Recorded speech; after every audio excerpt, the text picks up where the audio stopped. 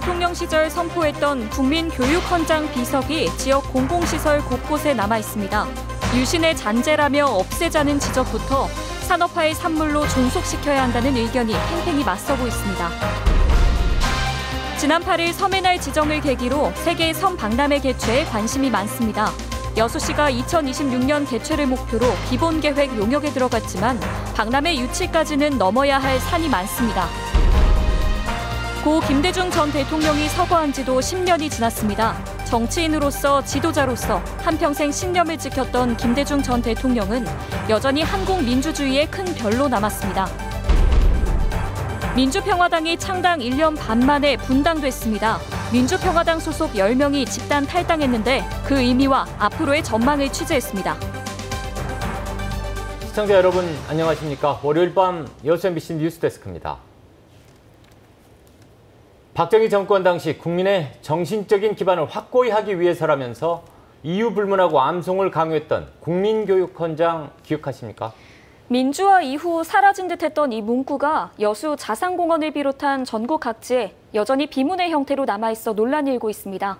강서영 기자입니다.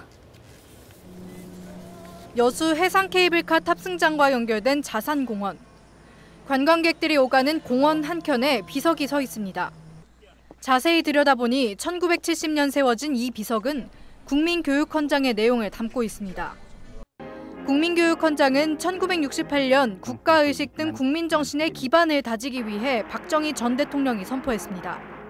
하지만 민주화 이후 국가가 국민들의 정신을 획일화한다는 비판이 잇따랐고 1990년대 들어 교과서와 정부의 공식 행사에서 사라졌습니다. 그런데도 국민교육헌장에 담은 비석은 여수 자산공원뿐만 아니라 서울 어린이대공원과 부산 용두산공원 등 전국 곳곳의 공공시설에 산재해 있는 것으로 드러났습니다. 국민교육헌장비에 대한 시민들의 의견은 엇갈립니다. 유신의 잔재인 만큼 교육 목적을 위해 공공장소에서 없애야 한다는 의견도 있지만 헌장이 이미 사문화된 가운데 산업화의 단면을 보여주는 역사물을 굳이 없앨 필요는 없다는 의견도 있습니다. 민주화가 이루어지지 않은 시대에 만들어진 거기 때문에 우리 아이들의 그 정확한 민주 교육을 위해서는 이게 좀 없어져야 될 것 같아요. 지금까지 우리 대한민국이 오는 그 과정에 큰 역할을 했다고 생각을 합니다. 또 그런 부분에 대해서는 역사로 인정해야 된다. 여수시 공원관리부서는 논란이 커지자 국민교육헌장비의 관리 주체인 민간봉사단체에 이 같은 사안을 전달하겠다고 밝혔습니다. 국민교육헌장비 존폐에 대한 의견이 아직은 분분한 가운데 논의가 필요하다는 목소리가 커지고 있습니다. MBC 뉴스 강소영입니다. 여수 지역 시민단체들이 박람회장의 사후 활용 계획을 박람회 정신에 입각해 공공적 가치로 재정비해야 한다고 주장했습니다.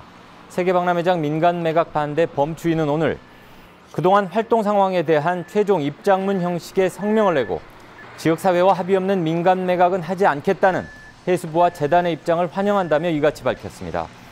범주인은 전라남도에도 UN 국제회의 유치와 박람회장 내 컨벤션 센터 건립 등 공약 이행에 더욱 박차를 가해줄 것을 요구했으며 여수시에 대해서는 민간 매각 의지를 접고 공공가치 사후 활용 추진에 전력을 다할 것을 촉구했습니다. 네이버의 제2데이터센터 공모에 전남 지역에서 해남군에 이어 순천시가 유치전에 가세해 치열한 경쟁이 예상됩니다. 전라남도는 네이버의 5,400억 원 규모의 제2데이터센터 전국 공모에 도내에서 해남군이 유치 신청을 한 데 이어 순천시도 해룡 일반산단을 후보지로 선정하고 공모부지 의향서를 접수했다고 밝혔습니다. 네이버는 현재 의향서를 접수한 전국 136곳의 지자체와 민간 사업자에 대한 심사를 거쳐 다음 달 안에 최종 우선 협상자를 결정하고 2020년 상반기 착공할 계획입니다. 민주평화당이 창당 1년 반 만에 분당 열차에 올라탔습니다. 호남 지역 의원들이 집단 탈당 행렬에 동참하면서 내년 총선을 앞두고 정계 개편의 신호탄이 될지 주목받고 있습니다. 송정근 기자가 보도합니다. 민주평화당 소속 의원 10명이 예상했던 대로 집단 탈당을 선택했습니다. 국민의당 분당 과정에서 평화당을 창당한 지 1년 반 만에 또다시 분당 절차를 밟게 된 것입니다. 탈당을 선언한 변화와 희망의 대한정치연대 소속 의원들은 기득권 양당 체제를 극복하고 제3정치 세력을 결집시켜 새로운 대한신당을 만들겠다고 선언했습니다. 대한신당은 무엇보다도 국민의 실생활에 필요한 개혁적이고 합리적인 정책 대안을 발굴 제시하는 정책 정당이 될 것입니다. 평화당 탈당 행렬에는 박지원, 천정배, 장병환 의원 등 호남 지역 의원 대부분이 포함됐고 김경진 의원은 독자 행보를 위해 탈당했습니다. 또 이들과 뜻을 함께하는 지역위원장과 당직자들도 탈당에 가세했습니다.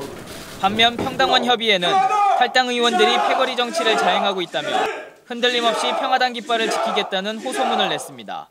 자성과 성찰은 없고 당원들을 콧뚜레하여 이리저리 더 이상 질질 끌고 다니려는 오만과 착각을 버리시길 바란다. 평화당 탈당 의원들은 바른미래당이나 무소속 의원 등 옛 국민의당 정치인들을 결집해 1차적으로 세력을 확장시킬 것으로 예상됩니다. 하지만 이런 시도는 내년 총선용으로 비칠 가능성이 높다는 점에서 이들 의원들이 기득권을 내려놓고 얼마나 파괴력 있는 인물을 영입하느냐에 따라 야권발 정계 개편의 성패가 갈릴 것으로 전망됩니다. MBC 뉴스 송정근입니다. 여수 중림지구 공공임대주택의 분양 전환이 추진되고 있는 가운데 합리적인 분양가를 적용해야 한다는 주장이 나왔습니다. 주승용 국회 부의장은 보도자료를 통해 여수 지역의 집값이 폭등하면서 분양 전환이 추진되고 있는 중림 부영 1, 2차 아파트의 경우 감정평가 금액이 높게 책정돼 입주민들의 반발이 커지고 있다고 지적했습니다.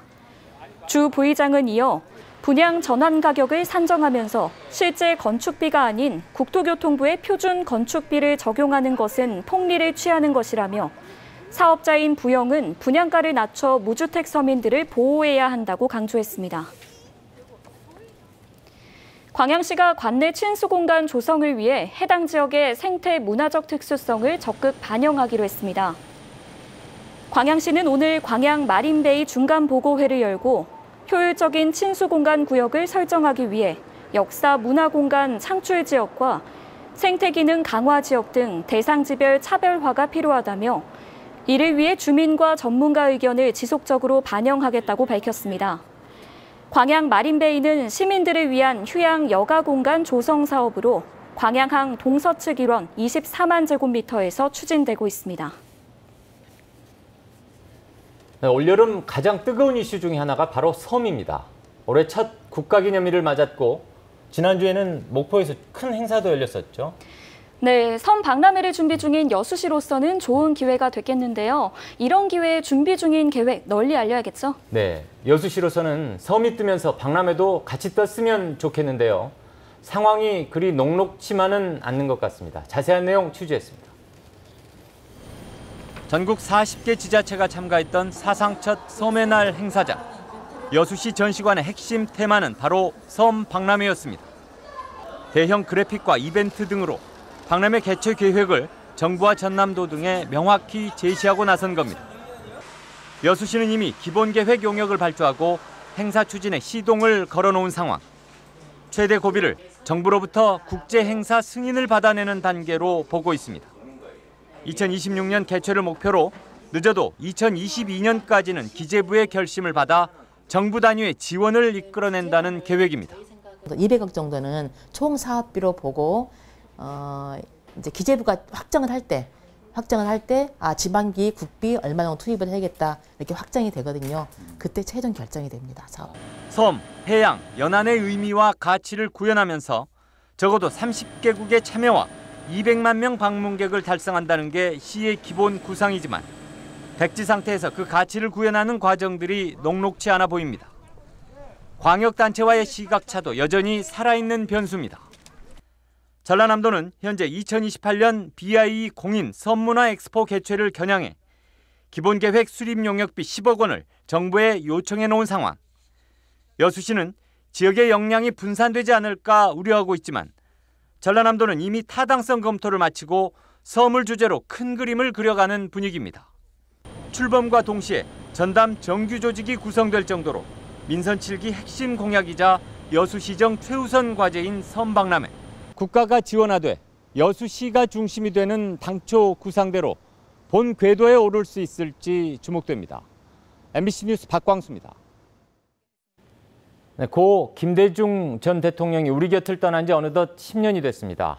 광주, 목포, 여수 MBC는 서거 10주기를 맞아 김 전 대통령의 삶과 가치를 재조명하는 기획보도를 마련했습니다. 오늘은 그 첫 순서로 한국 민주주의 역사의 큰 별이었던 김 전 대통령의 삶을 되돌아보겠습니다. 이계상 기자입니다. 40대 기수론을 기치로 대통령 박정희에 맞섰던 야당 정치인 김대중. 유신 독재를 끝장내겠다며 고군분투했지만 그 벽을 넘지는 못했습니다. 1980년 총칼을 앞세운 전두환과 신군부가 광주를 피로 물들였고 주동자로 지목된 김대중은 내란 음모죄로 사형을 선고받았습니다. 김대중이를 체포해가지고 민주주의를 사랑하고 불출한 이 사람을 지지해 주신 광주 시민을 도발했습니다. 죽을 고비를 넘기고 투옥과 가택연금, 망명생활에도 불구하고 김대중이 지키고자 했던 것은 바로 대한민국의 민주주의였습니다. 양김 단일화 실패와 3당 합당 등으로 연이은 대통령 선거에서 고배를 마셨던 김대중. 마침내 1997년 대통령에 당선돼 헌정 50년 만에 수평적 정권 교체를 이루었습니다. 잘못은 지도층들이 저질러 놓고 고통은 죄 없는 국민이 당한 것을 생각할 때 한없는 아픔과 울분을 여러분과 같이 금할 길이 없습니다. 대통령이 된 김대중은 민주주의의 가치를 수호하기 위해 애썼고 억압받고 소외됐던 이들이 정당한 지위를 누릴 수 있도록 법과 기구 그리고 토대를 만들었습니다. 의견이 달랐을 때는 계속해서 설득하고 이해시키는 과정을 가졌던 그런 아주 탁월한 또 어떻게 보면 굉장히 인간적인 면모를 가졌던 분이라고 저는 생각합니다. 정치인으로서 지도자로서 한평생 신념을 지켰던 김대중 전 대통령은 서거 10주기를 맞은 지금도 한국 민주주의의 상징이자 큰 별로 남아 있습니다. MBC 뉴스 이계상입니다. 여수시의 이순신 마리나 위탁업체 특혜 의혹에 대해 해경이 수사에 나섰습니다. 여수해양경찰서는 최근 이순신 마리나를 위탁해 운영 중인 모 업체의 사무실을 압수수색하고 관련 사료와 컴퓨터 분석 작업에 들어갔습니다. 해경에 따르면 이 업체는 지난 3월 여수시와 이순신 마리나 위탁 계약을 체결했지만 지난 2016년부터 3년간 마리나를 운영한 또 다른 업체가 선정 과정에 문제가 있다며 감사원에 문제를 제기했습니다. 해경은 압수한 자료를 통해 업체 선정 과정에 문제가 없었는지 면밀히 살펴보고 있다고 밝혔습니다. 오늘 오전 5시 10분쯤 여수 선죽도 인근 해상에서 심한 복통 증세를 보이던 중국 어선 선원 52살 H모 씨가 해경에 구조돼 병원으로 후송됐습니다. 선죽도 인근 일부 해역은 긴급 피난 해역으로 지정돼 태풍 등 비상 상황이 발생하면 외국 선박의 경우에도 법적 문제 없이 머무를 수 있습니다. 일본의 수출 규제 조치가 자치단체의 예산 편성 방침에도 적지 않은 영향을 미치고 있습니다. 전라남도는 올해 2회 추경 예산과 내년도 본 예산안 모두 대일 의존도를 완화하는 방향으로 예산 편성 방침을 정하고 추경 예산은 일본 수출 규제 관련 긴급 대응 예산을 적극 반영하기로 했습니다.